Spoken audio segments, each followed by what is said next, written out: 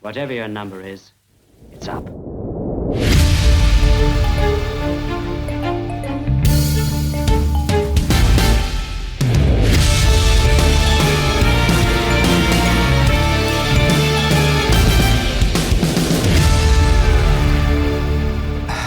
Welcome to another episode of Kill James Bond. Do you have to make fun of me for opening every episode with a sigh? The theme song has a really long fade out, and I'm never quite sure when to come in. No, it's just because I always take it as you being sick of, like... Oh, for fuck's sake. Well... This time she's just, like, sick, like, illness. I do have the novel coronavirus. I'm sorry, you can do that again. No, leave all of this in. It's another episode of Kill James Bond. I am Alice Caldwell-Kelly. I am joined, as always, by my friends Abigail Thorne and Devon. Hello. By my new friends, a shitload of novel coronaviruses. A very special guest. It's AJ from The Worst of All Possible Worlds. AJ, how's it going? Hello, everyone. Thank you for having me, or should I say, ciao. Ciao, AJ. We are continuing with our season of solidarity of Eurospy movies. We are so solid. We're maximally rigid right now, you know? And that's just the Tadalafil. It'll go down in a bit. we are watching That Man in Istanbul, or Istanbul 65, or about 5 other different titles. And this one, I'm told, is a comedy. So, is it? You know, laugh a minute, apparently. Oh! That's the reaction you want from a comedy. Is it's like, what? It was pretty funny. Was it? I didn't realize that. I thought it was just like slightly lighter in tone than normal spy movie. The action scenes have sort of a Looney Tunes vibe to them. You know, there's a lot of flying all over the place. In the same way that like some of the Roger Moore films are quote unquote comedies, it's like, not really. Sure. And let me just sort of complain about a technical thing first of all, just to really get the, you know, sort of high energy that we're going to carry forward on this one. This is the print of this that we got is in like 2p, not 1080p, not even 240p, like 2p, and that's how you know it's going to be good. That's like usually a good sign, right? And I will say this just to set out the stall. Since the dawn of cinema, many films have attempted to capture the Kill James Bond aesthetic, and I don't think any film bar Cars 2 has killed James as hard as this has bonded. It's pretty fucking cool. Kill James Bond. I don't know if that means it's good, but it's good for us. It's almost as Kill James Bond as the 1964 Casino Royale, which was just the movie that we wrote and forgot we wrote. A few times watching this, I had to kind of like sanity check myself that I wasn't hallucinating. Yeah, I mean, even these goons at the beginning with the stockings on their heads, it kind of looked like NPCs that hadn't fully rendered yet. And yes, the pantyhose bandits. Like GoldenEye N64 dudes. Like... I kept trying to crouch and chop them, but it was just very ineffectual. Yeah, we start with this 009 scene, and we see some guys wearing the, like, you know, 70s, like, blagger armed robber classic, pulling a pair of tights over your head. Yeah, the tights that make you completely unrecognizable. I don't know how this works. I can recognize these people quite easily. The very first note was like, back in the day, this was sufficient to render you completely unrecognizable. Incognito. Yeah. One of them, by the way, spits Elon Musk. We'll put him up in the episode art. Truly. Elon and the boys roll up in some sick cars. They're all henchmen. They get to a small landing ship and they meet a small plane landing in the woods. Dr. Pavel, I'm CIA, etc. One thing I will say, not to keep harping on the tights thing, but they could have had a higher denier. Like, these are sheer. They could have even been Absolutely black. sheer. They're nude tights, man. Yeah.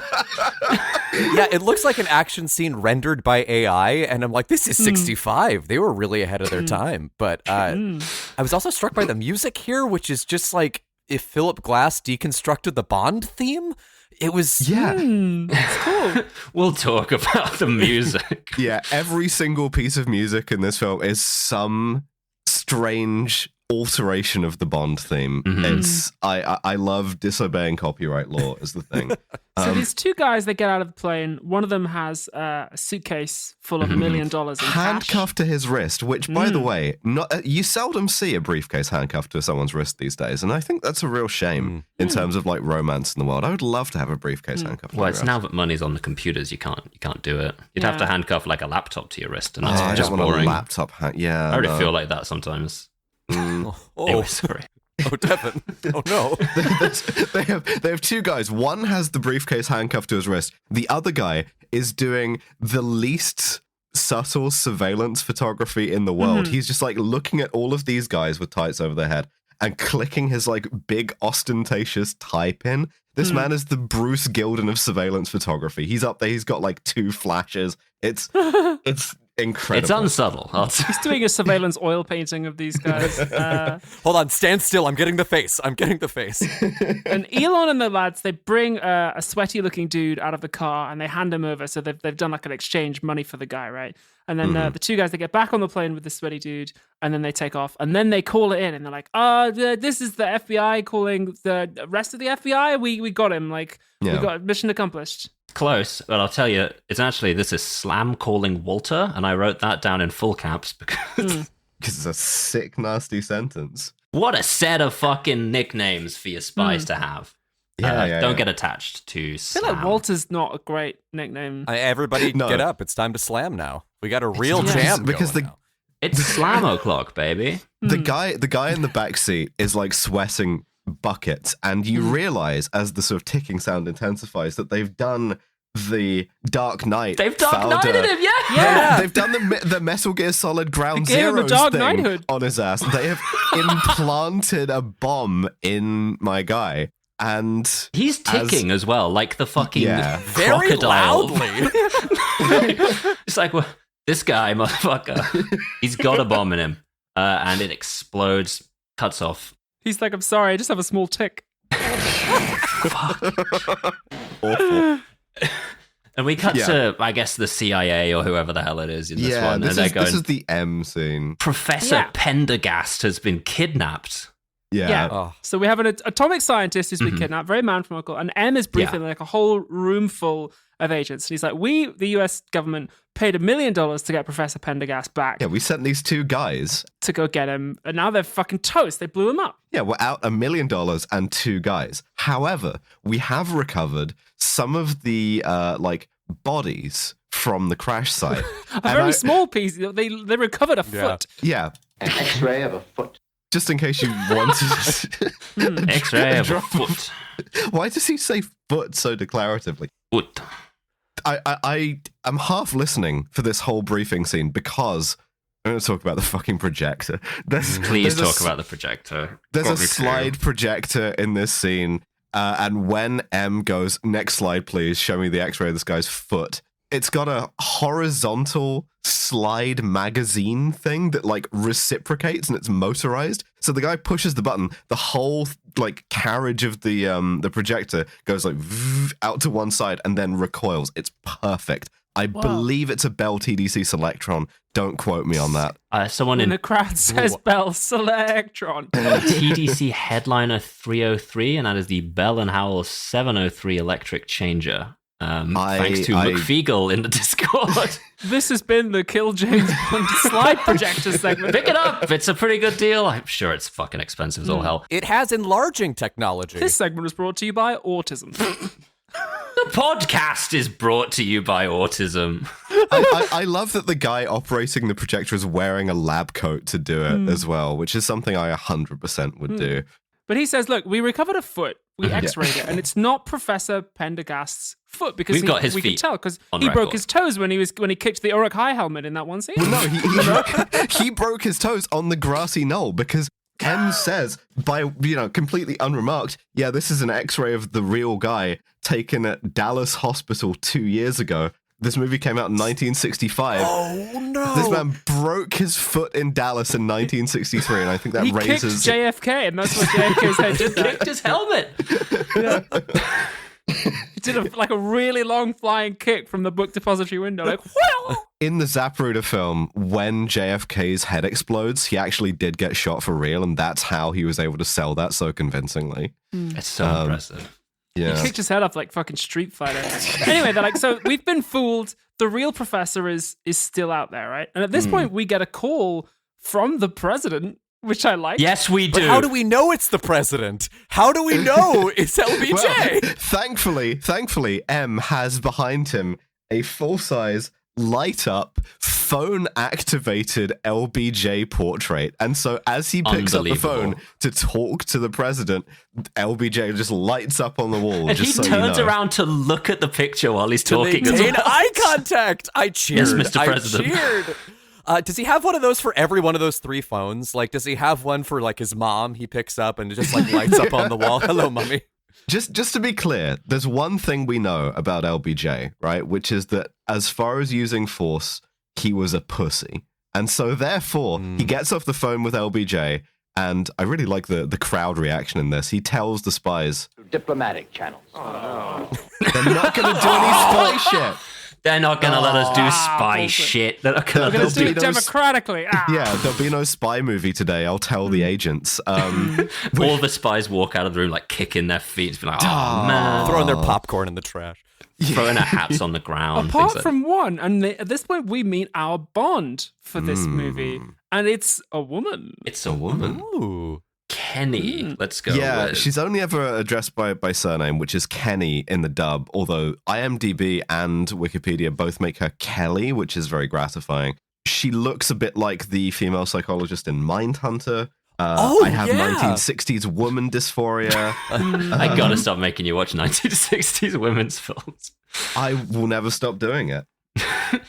Big gun to your head, giving you dysphoria. Yeah. She says, I noticed something in one of the slides, like wind it back, and that there's a guy in the background of one of the slides examining the plane wreckage. Yeah, she does the like enhance thing. Yeah. She says, this guy is Tony Mercedes. He's like a known crook operating out of Istanbul. He used to be American. What's he doing here? He must have something to do with it. Send me to Istanbul under cover of quote unquote vacation, and I will investigate the situation. Yeah. And M's like, no, fuck Absolutely not. No. Yeah, and she tries to like bully him by being a bit like pouty about it, which I don't love. But I do love that we have a female agent who is doing stuff. I just think it's so wild that instead of saying enhance, she says enlarge. And I just feel like that should be incorporated into more shows where things need to be enhanced, just to scream enlarge and scream. Enlarge it, baby. Yeah, she pulls up the enlargement and she goes, I know that motherfucker. That's Tony Mercedes. He pulled this shit in fucking Vegas one time. That's Tony Mycenae. He founded a city that sort of controlled part of the Peloponnese. That's Tony Mycelium. He's got fungus in his brain. Tony McDonald's. He franchised a series of restaurants. It's Tony Montana. Look out. Yeah, so fucking she's like, send me to Istanbul so I can like deal with Tony Montana and get this guy's tie clip camera back out of the morgue.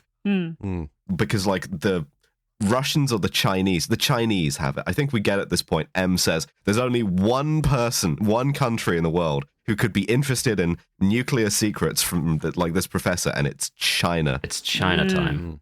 I kind of put my head in my hands. I guess they thought the Soviet Union was like passé in the 60s because of like the sort of Khrushchev mini Thor or something. But anytime that one of these movies does like, oh, it's China, I'm bracing myself. And let me tell you, given the number of my notes that just say in all caps, racist moment, I was right to. Yeah. The majority of my notes are yikes and oh no. Yeah. So she obviously, she's going to go to Istanbul anyway. And we get the titles, which kind of like 60s Eurospy Cowboy Bebop almost. That's what I wrote. Cowboy Bebop. I'm kind of pumped. I like him. Right? Or maybe Venture Bros a little bit too. Like they're really cool. They're actually really good. Yeah. I'll be honest, at this point, I was excited for the movie. Yeah, me too. I was on board. I was like, all right, we got good Bond brackets woman. Let's do it. And not in an Atomic Blonde exploitation way. That's right. So she goes to Istanbul. She stops traffic, right? Every single man in Istanbul wants to fuck this woman. They're all right to do it. But incidentally, one of them is Tony, who is in a red Jaguar E-Type. His Mercedes. Tony's Mercedes. Yes, his Jaguar Mercedes wearing a black and white check trilby for some Benny from fucking Fallout reason. New Vegas is here. So good. God. Ring-a-ding-ding, baby. Big pair of sunglasses, grinning at the scene. This is the first shot we see of him, and I'm just like, perfect. Cunty Josh Award in sartorial excellence immediately. Yeah. Definitely. And he hits us with his catchphrase, which is just the word "chow." And he really tries to make this happen over the course of the film, and never once does it happen. No, he tries his best. But now we follow him. We get bored of Kenny immediately, which will happen a bunch of times. And we just follow this guy in his admittedly sick Jaguar type. And I write down, "You will never go to 1960s Istanbul," which really upset me. 1980s Hong Kong, I can't go there. I can't go to 60s Istanbul. And like, this movie does have a certain amount of like, it shoots Istanbul in a place that makes it like look good and interesting. It sort of like appreciates its setting, which I like. We get some nightlife too. He drives through the nightlife district. We get a bunch of sort of like neon signs and stuff. Yeah. And the cops chase him. And we get maybe the perfect Eurospy cop escaping technique, which is that he smirks a bit and drives slightly faster than them and just perfectly outruns them. Foiled again! See some cops in the rear view, and then he pushes down on the accelerator, and he's done. Turkish police cars were never supplied with accelerators. It was sort of a weird like Ataturk holdover thing. He goes to a bar and then he goes backstage through a secret door. Obligatory belly dancer, of course. At this point, we meet his two criminal associates. One is called Brain and one is called Bogo. Yeah, love them. They're Bogo and the Brain.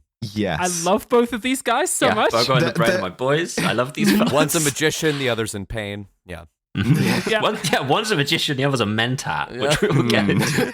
I should also say, at this point, Tony is wearing a white tuxedo, and it's sort of giving Casablanca dinner theater at this point. Right. Yeah, it's cool. And the deal is, he has this club, and then below, like on a subterranean level, he has a secret illegal gambling den, Right. which he runs with his two best friends. Yeah, and in order for anyone to enter this gambling den, they have to go down a secret elevator and through a second wardrobe full of clothes. Fantastic. And I mean, at that point, if you've made it to the elevator, you don't have to go through another layer of coats. You They're can never just gonna enter into the space. If the cops find that elevator and there's just nothing in there but like another wardrobe, they're going to give up. They're going to be like, There's no way they'll go into A wardrobe down to an the elevator that goes down to another wardrobe is a very funny idea. Speaking of cops, though, it turns out that maybe the Eurospy cop evasion technique is not the best thing ever, because the cops just immediately raid the place. Yeah. Yeah. They've got a Zenigata. Yes, I wrote this down too, word for word. The thing is, right, I love an inspector, and this is one of the inspectors par excellence. So Truly. the cops are led here by Inspector Maluk, a man whose gender is inspector, and whose sole mission is to catch Tony Montana in the act of running an illegal gambling den. Unfortunately for him, Tony Mycelium, his thing descends into the ground. He walks into the room and onto the fucking table as it descends into the ground. He goes, "We're just doing a bit of redecorating for a second here, boys." All the gambling stuff like flips around and hides. It's very sick, cool. yeah. Much like a D&D NPC, he's just exposed to a sort of rapid-fire amount of bullshit from every person he talks to. Extremely ring-a-ding-ding, baby, this scene. Yeah. Desperately The so. inspector comes in and everyone's just like sitting around not gambling. They're watching a magician. And here's the thing. Yeah. If you walk into a room and you see a magician, first of all, you should know you're in imminent danger. And second of all, something really terrible has just happened in that room.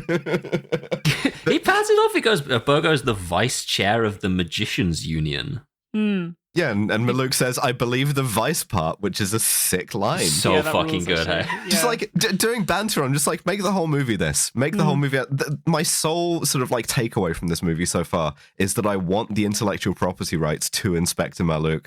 I want about 8,000 pieces of fan fiction. And more inspectors, you know? Yeah, I wish there were more of him in the movie. Like he vanishes for long stretches of time. Yeah, it's a shame. Many of them do. My So note at this point was that this whole thing should have been a stage musical easily. Honestly. Because I could have seen this whole scene where everything's going to shit. By the way, everything starts going to shit. One of the guys, as like it's been played off, the cops are about to leave, and as he's going, one of the gamblers is like, I need to cash in my chips, bro. And Tony's like just trying to fucking ignore him, and then he just starts throwing chairs around. Yeah, the lightning fast instant chair throw reaction. I noted this.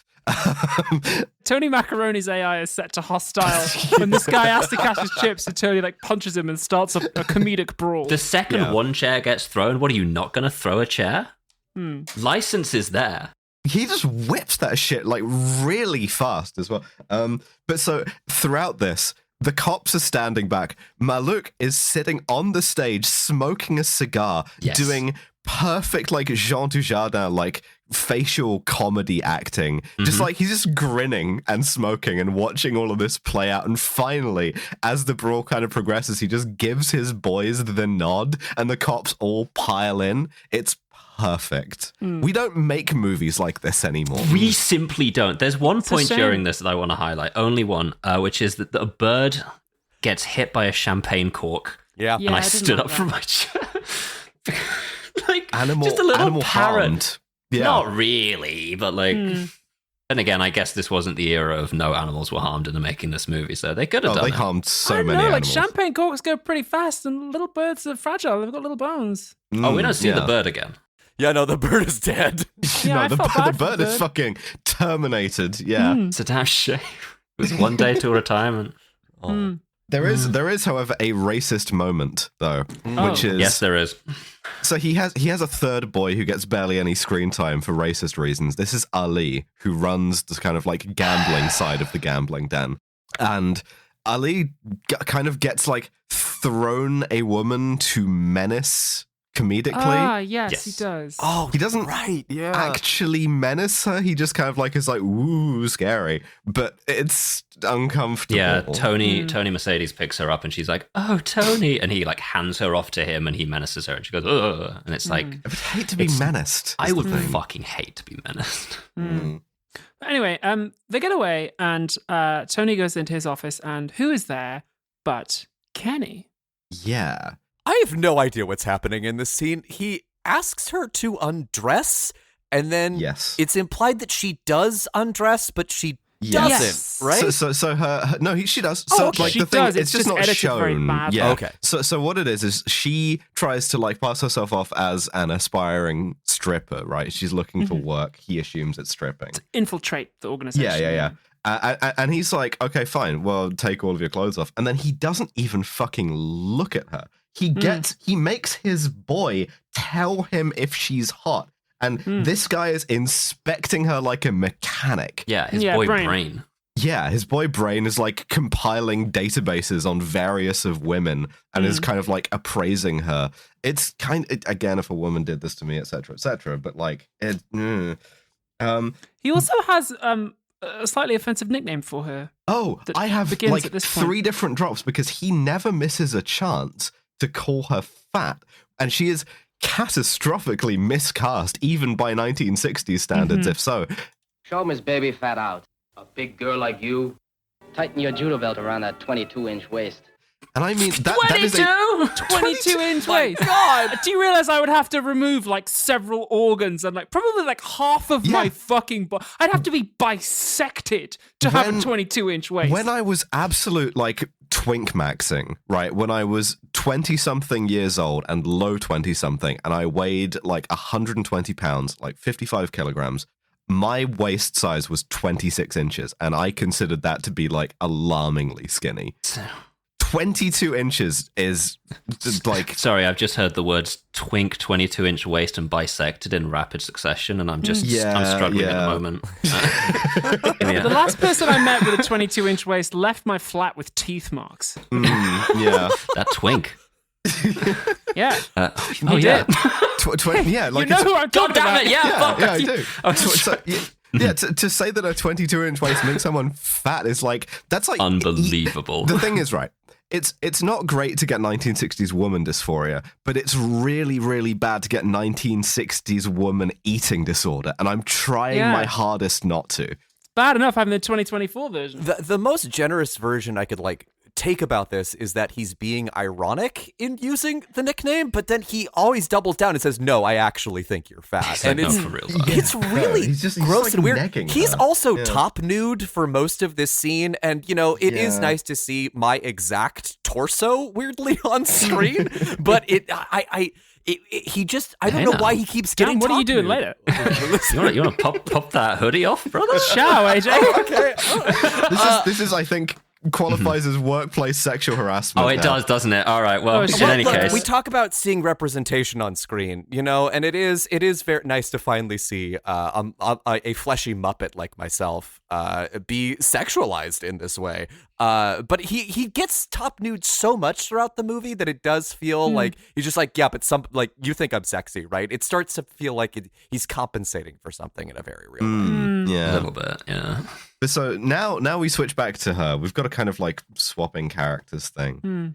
She's got to go to this morgue, which is Get the camera in the middle of the one cemetery in Istanbul. Everybody says the Istanbul cemetery, which always reminds me of a line in Alpha Protocol where someone says the Museum of Art in Rome that just sticks with me. Yeah, it's the one that they have. So she goes to Istanbul cemetery, and as she's about to go to the morgue, racist moment. Some real menacing. Some real menacing. So a guy menaces her. He's wearing a straw hat, right? Which just seems like regular gardener shit to me. Until we pull back a bit and I realize she gets to fight a bit, but mostly it's running, which is not great, but whatever. But then she runs into Tony, who has been stalking her outside, and she goes, Back there. A Chinese. and you realize, that guy is wearing a straw hat in a racist way. And he's got the long ponytail, like a Manchu. It's and he was doing the accent too. And that this man is not Chinese. Let's be very clear. This is a white man. No. oh dear. Yeah. And she does flip him. There's fun action stuff in here, but it's just it's so overshadowed by the fact that the man has this the high top ponytail that it's very bad. It's really very fucking rough. egregious. It doesn't get better either. Oh no, but there actually are some Chinese actors at least later on. It's not completely. Yeah. I don't know why I'm defending this movie. Please, someone save me. The thing about being a racist movie is at least it'll give you work if you happen to be an actor of the race that they want to be racist against. Not always. As this man demonstrated. That's what. Yeah, that was the punchline I was going to get to, but that's quite fine. degrading work. Also, yeah. So at this point, we go from bad to worse because Tony Masculinity takes her to a place. He takes her up a tower. Yeah, and then he sexually assaults her on camera. That is what happens. Yeah. It's the Bond thing again of kissing a woman who is not into it until she is into it miraculously through your force of personality. And then he calls her fat again. That's where the 22-inch waistline comes in. He literally sexually assaults her and then goes fat much, which incredible succession of things to happen. He seems like a horrible kisser too. Not for nothing, but even in the scenes where it is being reciprocated, it just looks like it's teeth forward. It's not. It does not look like a pleasant experience to kiss Tony Mercedes. I have no idea Tony what Mandibles. his actual last name is anymore. I'm going to keep forcing Mercedes to So Tony Manhole Cover says she asks him about Professor Prendergast on the apprehension that it's Tony who kidnapped him because he's in the photos. Right? Yes. And also at this point, he's like, I know you're an agent, I know your name, and your cover's completely fucking blank. Yes, because in the scene where, as she leaves the room after stripping off for him and getting called fat, he asks Brain about it, and Brain's like, yeah, her dress's label is from Washington. And he goes open the files, Brain, which is another catchphrase they try to make happen. Yeah. What else Brain's is there? eyes roll back into his head and he goes, she's an FBI agent. She's 100% an FBI agent. It was nice they got Harvey Firestein to dub all of Brain's lines. That was really lovely, I have a line of his where he just perfectly says, What? which I just Sounds like a ghoul. and one of my favorite lines of his, there's an error in it, and it sounds a bit like it's been remixed, which is... And the other had a steel hand. I was like, yeah, okay. Spin and fire, this film. God damn. She says, "Where's Professor Prendergast?" And he denies any knowledge. He of this. denies it and gives her some of his backstory, and he is beefing with an atomic science professor because his gangbusters, he says, his like Elliot Ness guys, killed his dad, Tony Manhawk Sr., because he was a gangster, or like was falsely accused of being a gangster, and so they wronged him and they made him into a crook. And then, for some reason, I guess the US government deported him to Turkey as a joke, which... Well, I think so. She's like, "You gotta help us." And he's like, "Why?" And she's like, "It's world peace. You gotta help the government." I'm and then still he's not like, "But I don't like the government deporting this at all." motherfucker to like Istanbul, though, who is like ostensibly not Turkish at all. Like, my man got exiled. He got ostracized. Chose it at a random point. Ostracized is when they deport you to Austria as well. One of the things that kept me very entertained while watching this movie was just imagining that it was like a fan fiction for a West Side Story sequel, and that this was what happened to Tony. I think it really plays into the whole musical aspect, Evan. I think so. I hadn't really pictured this as a musical, but now that's all my brain can think about. I think it'd be great. So her plan, I should say, to be clear at this point, is to get to their one lead, go to him, and like just straight up beg him for help. Yeah. Well, her cover's plan. I feel like back in the day, Abby, you created an award for a film that has a villain whose backstory is, "I've been fucked over 100% by the United States," and it just isn't at all addressed by the hero. I think we created an award for villains who are right. Yes, that's the other one. I'm trying to remember the name of the thing. I don't know if I would give it to him because he's endangering the entire world by doing this. So it's like somewhat selfish. But anyway, serving. He's like, okay, and also like she's like hitting on him, the kiss at this point. But he says, "No, I'm not going to do it." And they kiss, and she picks his pocket. So when he gets back home, she's already let herself into his house, and she's like wearing his dressing gown and nothing else. Looks like two of us can be toxic. So she's like, "The second strategy for recruiting you is pussy." Yeah. So again, to run down the plan here, Plan A. Beg. Please. Plan B. The plan A was sex. disguise yourself as a stripper. Sorry, yeah. Yeah, it's okay. Plan A, disguise self as a stripper. Plan B, just confess everything and plead for help. Plan C, you got to go back to sex. Yeah, you got to. Yeah. Like worst Hitman DLC ever. He says maybe the funniest line in the movie, just apropos of nothing. I suppose I'll get used to you. I got used to sour balls. Which this guy loves sour balls. He loves That's his sour thing balls. as well. They're a type of sweet. Tony Mercedes has a fully formed character, but I feel like they were trying to get him to be in multiple movies and they just didn't. Yeah. Yeah. Well, he's got catchphrases, he's got props. I mean, 100%. This guy's got franchise material. I don't know. I think he does. Yeah. If you look closely in several scenes, you can see that he just has a sour ball in as well, which is he's just on these all the time. Yeah. It's embarrassing. He offers one to the cops in an earlier scene. She does manage to say to him, though, well, you know, the US government paid $1 million for Professor Pendergast. If you find him, then you'll find that $1 million. And this is what gets him to go. He's like, well. Yeah, okay. Now hold on. And at this point, they presumably shag? Yeah, not sure. My next notes just say racist moment, and then the next one after that says several racist moments. So we're jumping ahead a bit. She jumps out on him. She leaves him. She's in the fucking towel or whatever. And Yeah, he can't is decide like, whether or not he wants to be in the shower or not. He goes in, gets fully wet, comes back out, and then goes back in, and then turns it off. And she's talking to him, and Oh wait, I know how we get to racist moments. We get to racist moments because she talks him into like infiltrating the China headquarters? the headquarters of China. Is this meant to be the embassy? I guess that would be the headquarters of China. It wouldn't be the embassy because the capital of Turkey is Ankara. It might be the consulate.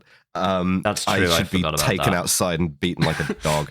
Even it's not Constantinople. well, I had a date in Constantinople, but she was waiting in Istanbul. Fucked up. So he infiltrates this building, right? In a series of racist moments, right? Yeah, he's sneaking around. Yeah, he also sends Bogo and Brain out to just hunt down a Chinese guy as well. Yeah. Yeah. Find someone. Just go do a hate crime, you know.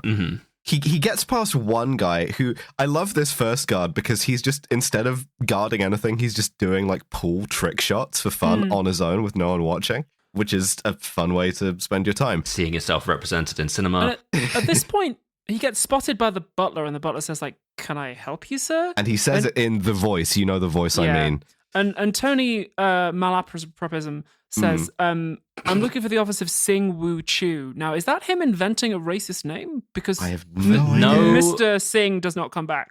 There doesn't appear to be anyone credited as that in the movie. Okay, so that might just be like a racist name. May well be, anyway, he beats this guy up. He like Uncle Chops his butler unconscious. But all the butler was trying to do was help. He was like, "Hey, can I help you fight?" Oh no! And he's like instantly dead.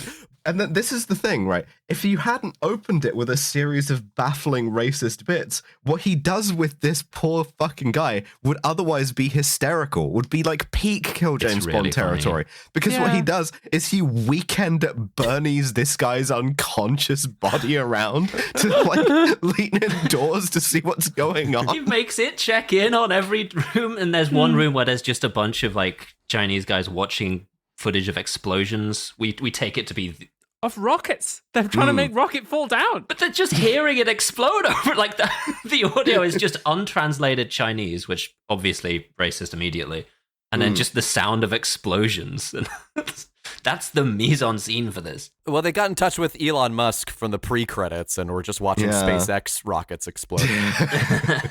I do want to shout out this first guard with the like pool tricks though, because the way Tony gets past him is by throwing a coin, Hitman style. Yeah. And this guard, he not only doesn't go, must have been the wind, and then stop investigating, he keeps investigating. But then, when he finds the unconscious butler whom Tony has propped up like on a piano, again, Weekend at Bernie's style, Just to be silly. he doesn't go and like investigate more on his own, but he calls everyone for help. This guy, textbook fucking good. Yeah. This is the kind of guy who is liable to get like Employee of the Month. Oh, yeah. It's the kind of guy who's liable to get Kronstein Rosette. Employee Goon of the Month, I believe. Hench Employee of the Month, 100% is this guy. But Tony Mathematics sneaks into the office and he finds a safe that he cracks and he finds the camera inside. In a sort of racistly hidden cabinet, by the way. Yeah. And as the Chinese agents burst into the room to apprehend him, he dives out of the window. There's a comedic escape. He goes out the window like this is going to be. He hits the bricks, baby. Castile. If you've seen it, you'll get this, and it is shot for shot exactly Hitler diving out of the window in Danger 5. Fucking rules. It's just another perfect addition to my guys diving out of windows collection, but I've got a massive amount of now. Yeah. This entire sequence is cinema to me. When he jumps onto a rope that, where did that rope come from? We don't know. He goes through a second window onto a serving cart and like surf rides it into the bed of, I guess, just a married couple? Yeah, it's just some guy. Just a random married couple. Some guy. And the woman Some goes, guy. "Ciao, Tony." I really like this. I really liked the Ciao Tonys, I gotta be honest. Yeah. He goes through like 3 consecutive windows. We could legitimately put on YouTube like every single window smash we've had, because we've had the Spectre, this, Yeah, that one's hilarious. Mr. Alexander, Mr. Alexander. the classic, That's the worst one. Castile for Born Identity. the guy diving out of the window in one of the early OSS 117s. Oh yeah, the agent who kills himself instantly. We've got so many guys going out of windows. It's one of the best things you can do. It's so funny every time. Right, what the fuck happens next? They get the photos off the camera. Yeah, they get the photos off the camera, and they're like, I'm "These guys are all fucking wearing tights." vindicated. And he goes, Recognize anyone? No dice. Every damn one of them's got a nylon stocking over his head. Damn you. It works. unrecognizable, baby. Can't fucking see. 100% it works. There's no way to know who any of these motherfuckers are. I have a question. So Tony Mnemonic keeps appearing in like various funny. forms of like grease or like soot covered all over him, and I never know where it comes from, but like every time he like makes a narrow escape, and here he comes out of the sewer, but he's covered in like grease oil. Yeah, that's their grease pipe. Oh, I see. Oh, he had to go through the grease pipe. That's fine. Yeah. Oh boy. Every house has one. You know, you got to get your gas in, your water in, your grease. But so Grease. they do Oh, yeah. they do go through these photos and they notice one thing, which is that one of them has a visible disability. One of them has Kill Bill noise. They're like, yeah. The zero in on this disability. He has a steel hand. He's like missing a hand, and he has like a steel sort of like artificial limb on it. And Brain opens up the files again, and he goes, "You know who's got a lot of steel hands? Dock workers." Well, actually, first they go, that must be musically. This guy's name is Hansy. And they say, "Oh, I remember Hansy. Like, he has a girlfriend called Josette." So they go and see her first, and she's wearing a bikini, obviously. No. He genuinely pulls dock worker out of his ass first. He decides on this out of nowhere. But they go and see Josette, and I do appreciate the both Tony Metastasis and Brain as a kind of like detective partners. And this woman, she's like, "Yeah, of course I remember him." Big fellow with a steel hand. He stroked me with it. Which, in a movie this horny, Yeah, right? yeah. The erotic possibility of the mobility aid or the sort of manipulation aid.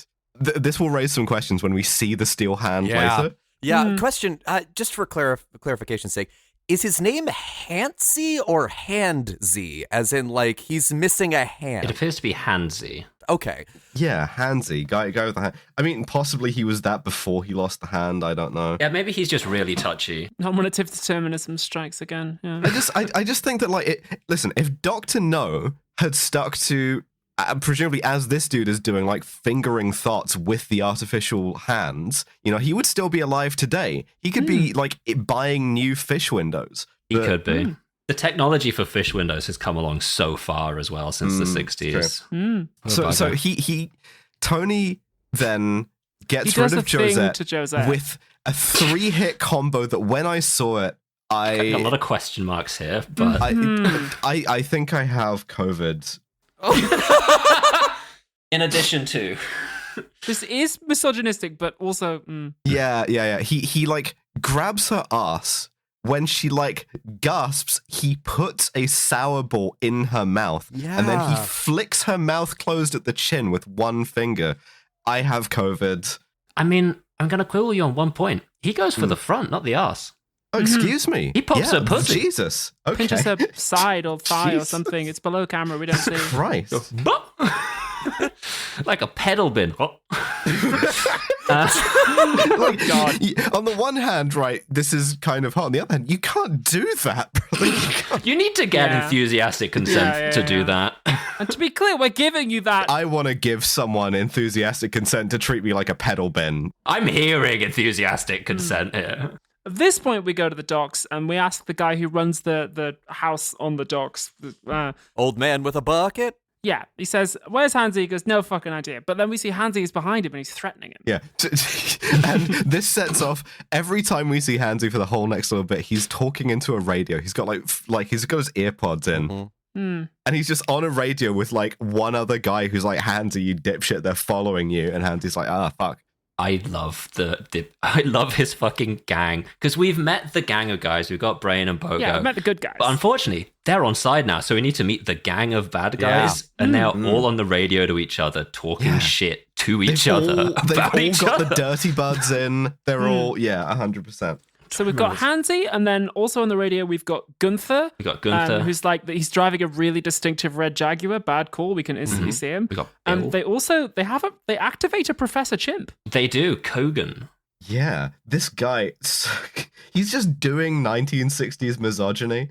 And then he gets the call, right? And he's in this like beautiful house, like overlooking the Bosphorus, and like he just walks out shirtless, doing up his shirt on the street, and I'm like, that's the 60s, man. It was an incredible It's amazing time. how the poster like really advertises that there's going to be a lot of female nudity like in this film, and then it is mostly male tops. Yeah. It's a lot of chest. Lot in of this. chest. It was also very it was so funny to see like a car phone, but it had like a switchboard in it. Like when he's like calling everyone, like he had like a full roster there. Yeah, and all of the buttons have a different colored note on them as well. So like one of them calls so cool. LBJ, Someone's and then a poster just appears in the back of the car. rotating skates around the fucking dashboard. So Tony Mycelium is following. I already used that one. Whatever. He's following Hansy. Tony macronutrients. I've got a page open with 4-syllable words beginning with M on my other screen right now. Tony macronutrients is following Hansy. Tony Manitoba. Tony Manatee. He's following Hansy. He follows him to a mosque, to Tony Mosque. Shout Tony Mosque. Sorry, that was my manatee noise. I hope that was.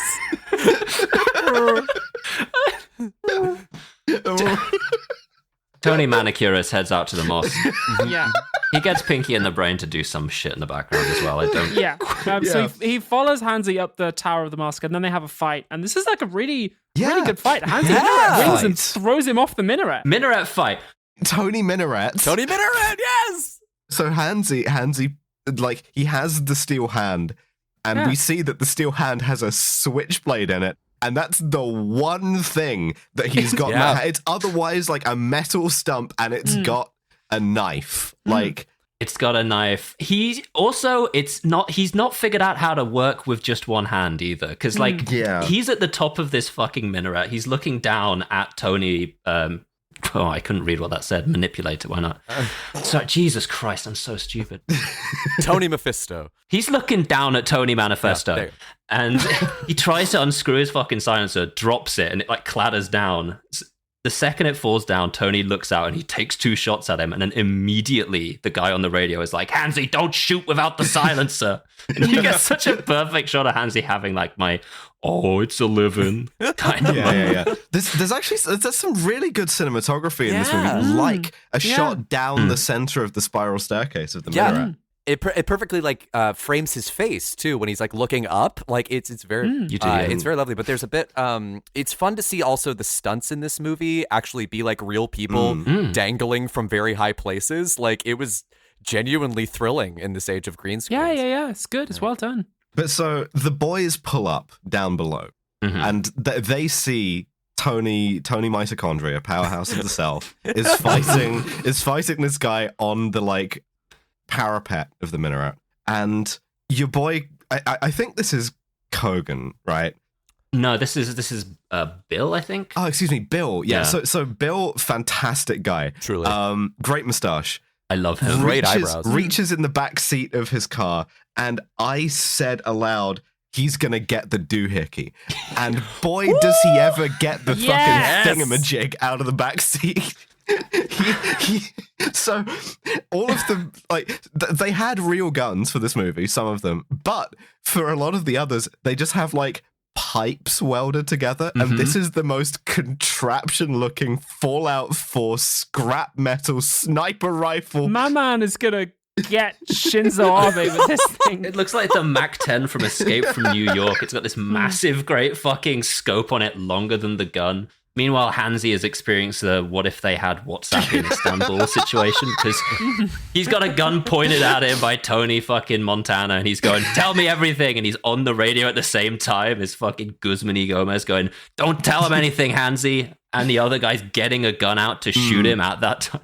He's having such a shit day at work, boys. I know, and it gets worse.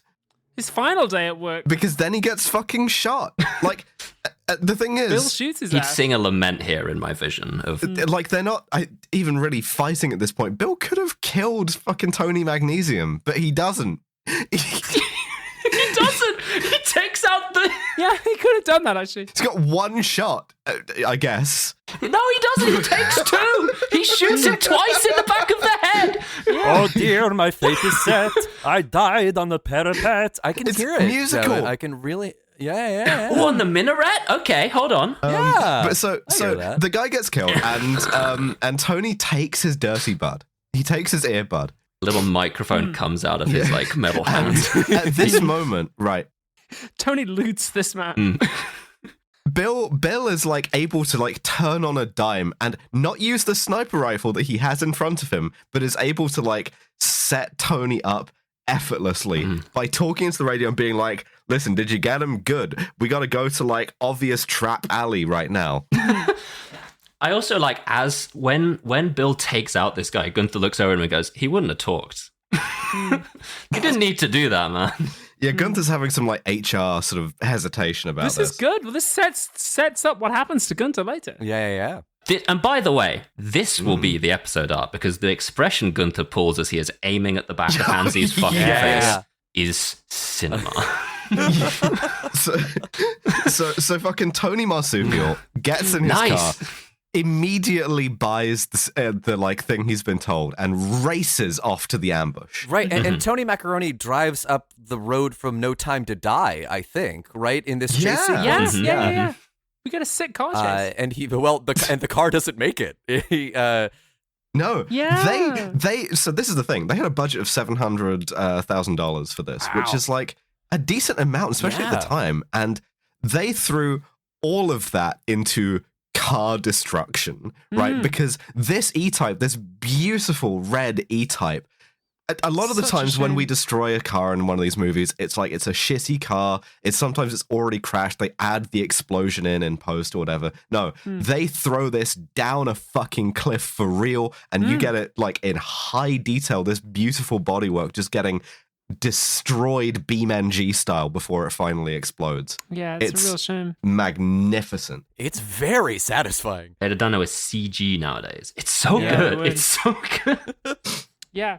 But then, so Gunther ran him off the road with a truck, and then we see that Tony Matrimony is clinging to the outside of the truck, like a bit of like a cat-like reflexes does he have to do this shit? I think the main thing I've learned from this episode so far is there's so many words that begin with the letter M. There's more. Also, the Chinese agents are watching. Yes, they are. Racism moment. And we learn that they also want Professor Pendergast. They're in the classic spy car following this truck, which is full of boxes and crates marked up for the Venus Gymnasium, Istanbul. Right, So which is a clue obvious that clue. he needs later, but doesn't realize for like 30 minutes. No. Like it's No, very, he doesn't even think about it. very strange. Yeah. So Gunther drives the truck back to their HQ and parks. And then Tony gets out and sneaks around. Yeah, the way that he sneaks around is that there's laser beams and shit. And he just like, again with the kind of the male sexuality here, just kind of writhes around on the floor in a supine position. I wondered why he was doing that. Yeah, it's because of the lasers. He's neurodivergent. Yeah, I guess Oh. they didn't have the budget to put lasers in. Yeah, I was just like, why is he... Lasers aren't visible readily, you know. Couldn't itchy back. He's or had a something? very I don't know. stressful day. He just needs to touch the ground, reorient himself. He needs a Tony massage. So meanwhile, all of the evil boys are getting briefed, right? They're getting briefed by their boss, who is like a pair of sunglasses. Yeah, with a speaker with a phone built into it. One of these dudes looks 100% like Will Menaker. It's uncanny. Actually, all of these guys look like podcasters, just different podcasters. At this point, the Chinese agents break in and attack. There's a firefight between the bad guys. Hold on. Before the firefight breaks out, both Tony and the Chinese guys activate the CCTV table. I love the CCTV table. It's so good. For some reason, there's something insanely sexual to me about the way that the camera is positioned when Bill is spotting Tony Mesomorph. Like, he's looking down at the table, and the shot is from the table up at him as he looks down and smiles. And it's down at Tony. Yeah, they It's so project the hot. CCTV down onto the table so that he's looking up. He's looming over straight Tony Montessori School. And like... They say, Gunther, you fucked up. Who the fuck? This is Tony mesothelioma. Like, you were supposed to have They killed look him. over at Gunther and he's like, oh God, do we tolerate failure? And they're like, we might not. Stay tuned. We'll deal with Does this this first. organization tolerate failure? Check your I'll tell contract, you this, brother. Hansy didn't even fail us and I killed him. So Yeah. Yeah, good point. So at this point, then the gunfight breaks out between the Chinese agents and these guys. And let me tell you, the Chinese agents have Mauser C96s with the like carbine stock on them. It's fucking sick. they got as. pistols with stocks. It's so good. Yeah. And while that action is happening, Battlefield 5. Tony Mauser's just in the corner, just popping sour balls, just waiting Yeah. for... yeah. It's like, oh, they'll sort this out. And I'm like, it's so fun when you have a movie where the protagonist actually doesn't really need to be there for the movie to happen. Yeah. Yeah, the protagonist, Kenny. Remember Kenny? Remember Kenny? No, Remember our there's bond? there's a beautiful VW bus ambulance in one corner of this parking garage, which is going to become important in a second if I can remember what fucking happens to it. There's a bit that I love here because the bad guys smuggle Pendergast away. They escape with him, and Gunther is taken by another henchman to like the docks. And the guy says, "This organization does not," and then Gunther shoots him. He's like, "You're not gonna fucking get me. You're not spectring me, bitch." I've seen. He reverses the fucking metal plate. You know, Gunther's like, "No, you touch the metal plate." And, like shoots this guy and throws him out and runs away. I'm like, hell yeah, Gunther. Not an employee that tolerates an organization that does not tolerate failure.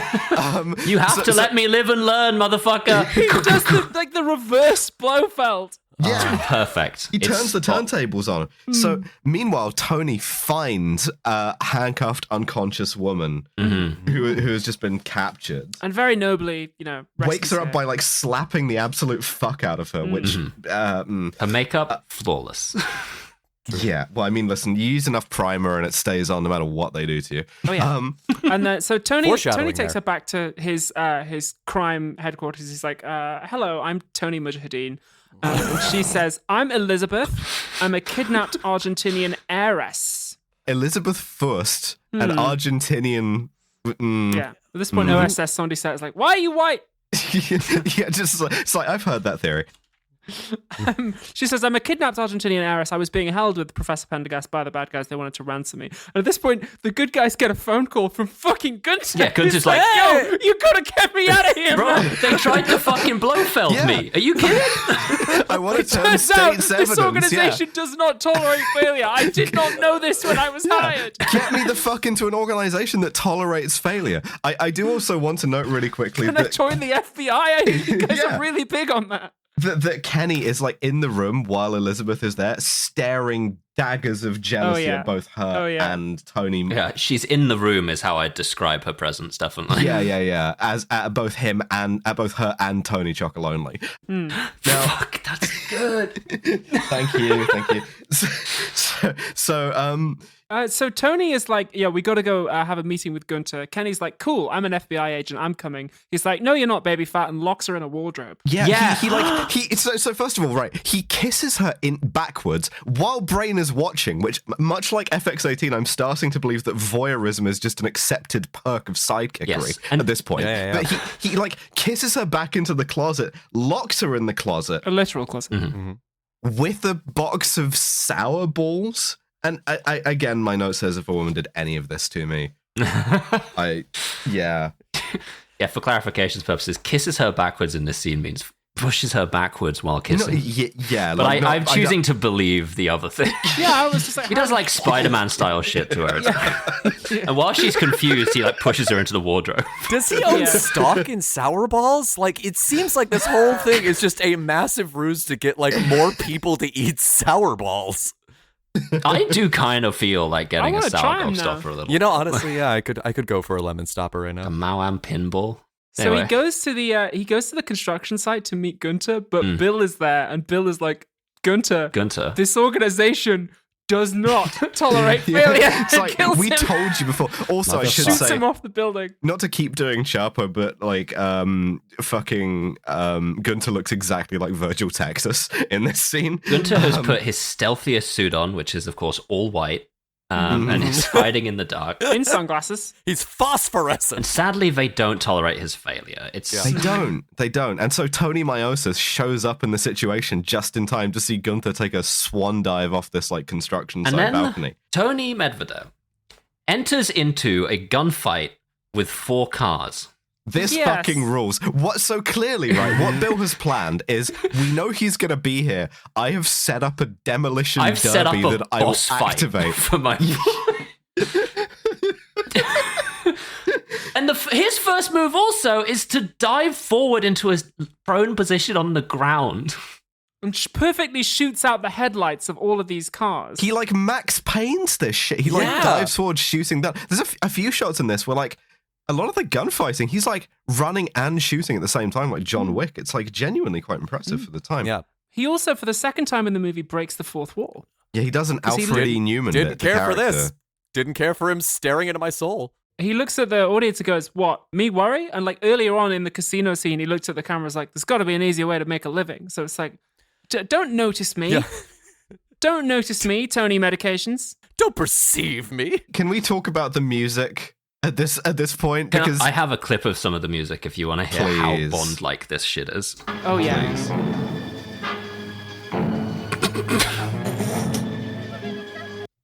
yeah, that's one bar of the Bond theme repeated, and it does the He gets in a JCB and smashes them up, and it's very like ba-da, ba-da. again very high car destruction budget. Like he absolutely like wrecks some of this shit. And he even does the Daniel Craig like adjusts his tie in the JCB and drives it away. It's Pretty just like, good, my God, actually. It's like Yeah. 60 years ahead of the time. They should have given this guy all the rest of the movies. What are we doing with Bond?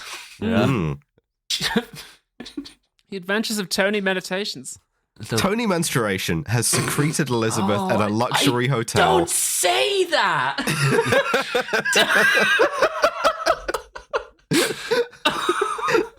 All right. Yeah, he has. So he goes to visit Elizabeth by the pool. Yes. And Tony mercantilism is at the I fucking love this bit. oh, me pool too. scene is so good. He's talking to Elizabeth by the pool. The Chinese agents are watching, and then someone in the pool, it's Bill, has a rifle hidden in a pool float. Yep. He's just on some shit. Bill does so much. Bill's in like, this now film. I'm gonna shoot him, whereas I didn't want to before. It's so crowded at this pool. Like, there are so many people. And there's also a hole in the bottom of the pool that leads to other places, which is... The pool tunnel. So, I mean, Yeah. first of all, incredible shot of him rising from the pool with this, like, spear gun or whatever it is. Second I of think all, it's just the gun. I think it's the same guy. Haha, like the in Star Wars. Wouldn't know anything about Star Wars. Okay. as he's doing this, by the way, Tony Marinara is trying to, like, neg Kenny to another woman, like, to Elizabeth, by being like, this bitch fat. And she, I think feminism is so important, she goes, Baby fat? She's just a friend. She's not fat, and she's no baby. which is just true. Like, Good one. Girls, oh, yeah, stand queen. up. Lean in.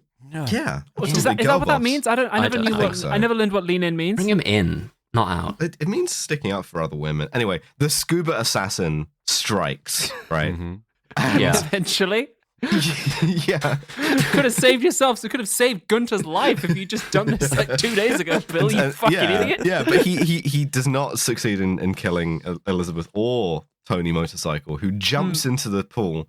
They have an underwater knife fight, which is less exciting than it Which sounds. is good. Oh, I really dug It's the this. best underwater knife fight we've ever seen on this podcast. It's better than its contemporaries, I'll tell you that. Yeah. It felt dangerous. It's the ending of Top Secret. They're down there for like 5 minutes. Yeah, Because there's a scuba tank that Bill was using. but Bill's using the okay. scuba tank, but I'll tell you this: Tony is not. No. He holds his breath the whole time. no, Tony just has that lung He capacity. does steal it once he kills Bill. Yes. Tony lung capacity. Yeah. The cops are waiting above the pool, and obviously cops don't have like line of sight into pools. They That's just don't, a no. fact that we all know about cops. Can't see through water. Yeah, so just something in the cop physiology. So he uses the pool escape tunnel, much like the Grease tunnel. You know, Yes. there's a pool tunnel Very slick. that lets out in a water feature out front. Right. A water feature that is not even ankle deep. He has swum Don't worry, I'm not entirely into the sure shallowest how- fountain you've ever He seen. casts gaseous form and escapes out through the fucking Tony Gaseous Gaseous form. Yeah, gaseous form. Yeah. And at this point, he gets up into Elizabeth's room by was, getting yeah. lifted up on a lift on the outside of the hotel. It's a chair lift in the sense that it's a lift with a bunch of chairs on it for some fucking It's like a reason. window washing thing that they're using to move furniture up to the top floor. So Tony just hops on that, and like in order to avoid going in the hotel and being seen, as he's going up, there's a woman like sunbathing on a balcony, and she goes, "Ciao, Ciao." Tony," and he does. I realized that this hadn't yet become this in the 1960s, but he does do the Finster pose when she says "Ciao, Tony," which is very funny. I don't know what that means. This movie really was ahead of its time. I don't need to know what that means. So he goes up to the room. I realized this. I did the pose, but listeners, you can't see it. Oh yeah. Oh fuck. It's like the Yeah, V you sign. can't see it. It's cool. Yeah, Oh, the femboy like V. with a yeah, little okay. like cunty lean. Yeah. Hmm. He's the femboy. Femboy Tony Montana. Fuck's sake. Femboy Tony Montana. He gets into Elizabeth's room. She hugs him. She kisses him. She's like kind of coming on quite strong to him, and he does not have sex with her, which I respect. It's not enough to make up for all the other misogyny in this movie, but he doesn't have sex with the one woman who consents to have sex with him. He won't do it. He's not about woke. that. Sex idols. He has principles. No, he leaves her with Bogo. And it's like, Bogo, watch this woman. Mm-hmm. He does, doesn't he? He gets his Bogos binted. So... Bogo is about to get fucking binted. Bogo gets binted. It's a damn shame what happens to my boy. So at this point, Kenny says, "Oh, we stood next to Gunter's corpse and pressed square, and he had something on him that says next location." Yes. And the next location is the Venus Baths. I just fucking looked at the back of the... Which it's so weird that we just You could have skipped. Yeah, we could have skipped literally like 20, 30 minutes of this movie and missed nothing. They find a season ticket to the Turkish bath in Bill's pocket, and I don't want to be rude, but he does look like the kind of fella who would have a season ticket to a Turkish bath. So, what do you mean? No, it was Gunter. He's It's Turkish. Gunter who had it. Now, and at this point, Tony Maladjustment dresses as a woman. Yes, he does. To infiltrate female spaces. This is done as a joke. However, the joke is a guy spots him and does the Ciao Tony thing in reverse. It is kind of funny. And most of all, I just think it's the kind of like Some Like It Hot comedy drag. It's like a public humiliation for him, but it's like perfect for us, right? Like this is the logical end point of Eurospy movies is comedy drag. yeah, 100%. I mean, that's British culture. We need to bring it back so fast. That's true. I was very excited to see here. Kenny is in the movie again. She's in the movie. She walks into the Turkish bath and then she gets captured. Instantly kidnapped. Kidnapped at the Turkish bath. I would hate for this to happen to me. Also, this whole thing is like naked exploitation in a literal sense because it's like a women's Turkish bath. I have a highly transmissible case of 1960s woman dysphoria at this point. At one point, while they're like talking, 3 women go past all in profile with the exact same perfect vis-a-vis haircut. It's the 60s, man. 3-hit combo. Hearing the Vine boom every time. I should also say the people who kidnap her are it's a turf moment because they're like male-bodied assassins or whatever, but they're also all wearing really short bathrobes with the hoods up. So from the neck up, they look like the guys in fucking Magica, and from and it's just like, like point upwards on the hood. Yeah. Oh, this is the other note that I have for this as well. Is during the kidnapping scene, like when you're trying to kidnap someone.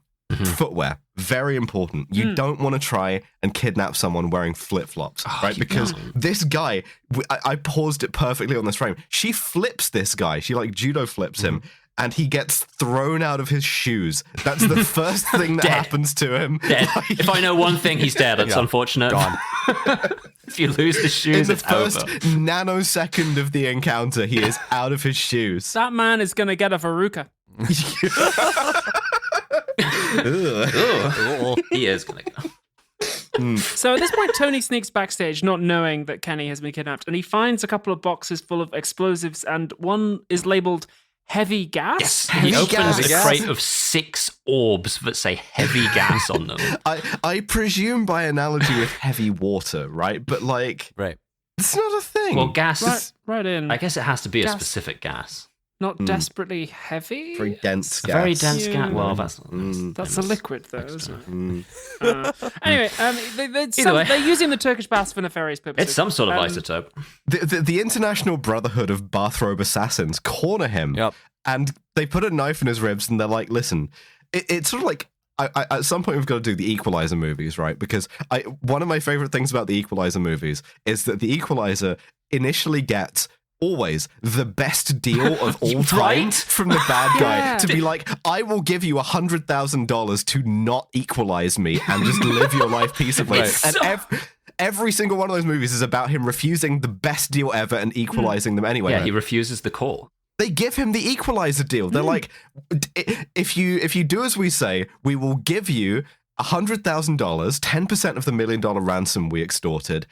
We will let Kenny go so you can have her back. Right. And if you refuse, we will stab you in the ribs and leave you for dead in a Turkish bathhouse. They're like, literally, we're fucking sick of you. Could you just leave town, man? We will pay you $100,000 US. And he's like, no. Deals are my art form, right? He says, you seem to have a point. Yeah, I loved that. I'll be honest, I would take this deal. Like, it would be difficult for me not to. They've out-negotiated me at that point. But you know what's more than $100,000? $1 million. Yeah. That's his only logic, That is I feel. literally the only driving force for him at this point, I think.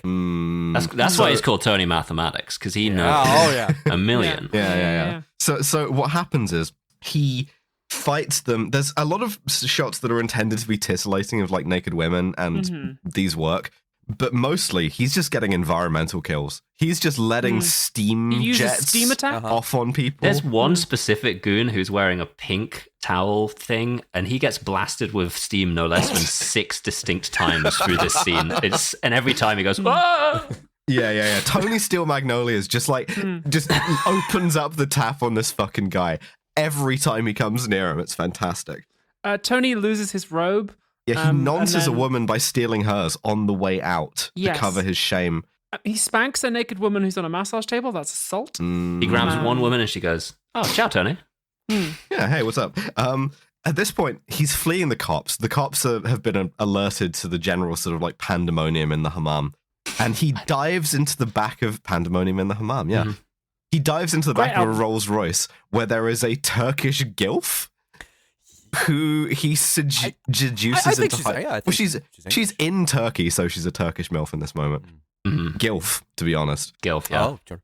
So yeah, he jumps into the back of a posh lady's like Rolls Royce. She has a butler, and he's just in a towel, and he's like, "Oh, I'm sorry, man, but there are men trying to kill me." And she's like, "My word!" Like looking down her glasses, is like, "Well, you've got a big dick. Let's hide you." Yeah. Do we think that Tony Mulligan and this gilf actually like bang, or is this sort of like 100%? He rolls into the back and he goes, "You want to know why they call me Tony Menopausal?"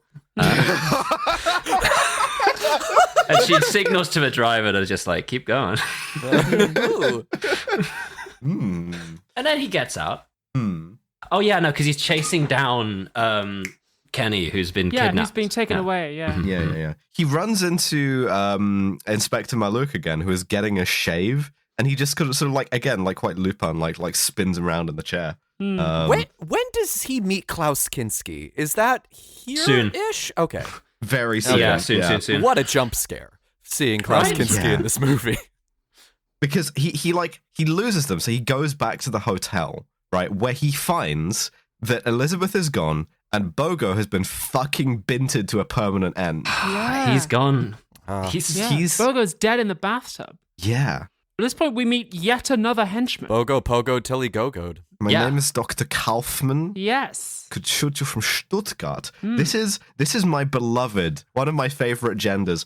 Fucked up little assassin in a bow tie. Yes. I from moment 2 of seeing this guy, I am thinking of him as White Brother Mouzone. And he is played by one of the greatest actors of all time here. Sure. And one of the worst interpersonally. Yes. Claus Kinski. The German Nick Cage Kinski. is what genuinely. Werner Herzog's best friend and worst enemy. Wow. Yeah. Actually, one of my only IMDb credits is playing Claus Kinski in a student film in college. And I know what you're thinking. AJ, with your piercing blue eyes and blonde hair, you are a perfect fit for Claus Kinski. Claus Kinski. I do. But instead, it was like a John Waters kind of esque film, and I wore a Santa outfit, and because I was supposed to provide my own costuming, and the director said, "Why are you wearing that?" And I said, "Well, Santa Claus Kinski." And nice. the director said, "You know, there are those who believe in the auteur theory, and you have proven them all wrong today." Oh no! You would hate to get that feedback. But so he has an insanely hard, quite Kaufman-like line, but it's delivered by Claus Kinski, so it's I'm considered a good shot by those I've killed. again. Fucking great. So good. What are you talking about? That's a terrible fucking line. If you've killed them, they don't consider you anything, do they, cunt? You can't be that good a shot if they're still considering shit. You've been shot in the chest. Oh, actually, that was quite good, actually. Maybe he just kneecaps people. I don't know. Yeah, He maybe says that's his killed. thing. Maybe he's doing like keyhole surgery with a small caliber pistol. I don't know. Like, get Tony Medium in there and he can ask them about. Oh. He does a little bit of Tony misdirection and says, "Oh, I'm a henchman like you. Here's my henchman number." And then Dr. Kaufman fucking looks it up on like hench Google and is like, "No, you're not. You're fucking lying." Yeah, he takes a swing. He gives him Bill's name, but accidentally reads out the number of Gunther's token. Yeah. And gets caught. But so he grabs up a like Perspex coffee table, which he uses as a sort of Call of Duty riot shield. Yeah, this bulletproof glass table. Yeah, I can't believe this works. Now, this becomes a scene of Klaus Kinski obliterating a hotel room. And it's fucking fantastic. And the rage is so real. Some practice at that, you know. Yeah, no, he sells it, and I'll tell you why he sells it. The rage fucking is so Kinski. fucking genuine. Yeah. I should also say, as he gets fought into the bathroom, Tony takes a moment to mourn his dead boy, Boko, mid-fight, which I really appreciate. He was vice president of the Magicians Association or something. Yeah. The Magicians Association has suffered a huge loss. But so the fight spills into the bathroom, and it's basically the opening of Casino Royale. For real, Like, though. Yeah. Tony drowns him in the fucking sink. Yeah. Genuinely. Sick. It's very Just visceral. a great scene. Yeah. This is straight up. This is just straight up good. Sorry. All right, my next note says they replace Bill with an identical Bill 2, which I'm not sure what that refers to. I have Oh no yeah, idea. there's a new henchman that comes around because Bill was killed in the Hilton pool, and then they had just They had to get a new guy in because Bill was doing 100% of everything. Yeah. right. New Bill. Like going through henchmen, this organization. It's a and small they should country. tolerate more failure. But at this point, they've loaded Kenny onto a yacht, and fucking Tony Multiplication goes down to the yacht, and he gets on board. He shoots a crewman in cold blood, nudging up the film's unprovoked violence score. But then he does manage to says to the captain, right, get all the crew on deck. And then he gets them on deck, Activate and then the just boat autopilot is another thing he says to and them. then he just makes all the crew jump overboard. He says, "Jump overboard, or I'll shoot." Oh, the captain jumping overboard of his own volition was so good. It's so good because the captain really does sell it. He's like, "Oh, I'm not going to get killed. Fantastic." Like, so when he goes, just jump off, he goes, "Yes," and just straight into the water. Perfect. Just like shrug. Yeah, great. And Fantastic. Pendergast is also on board. Yeah. And he's like, "The him. yacht is full of explosives. We've got to get out of Earth's here." most kidnapped motherfucker, Pendergast. I have a question. Where did they get the identical clone of him with the bomb inside him? Because that's It's played by the same actor. Yeah. So where did they get that man? and why was that guy's photo at the scene of the crime? Tony, what were you doing there? Anyway, I guess don't worry about it. We're just gonna put the CinemaSins ding in here, and then we'll. Yeah.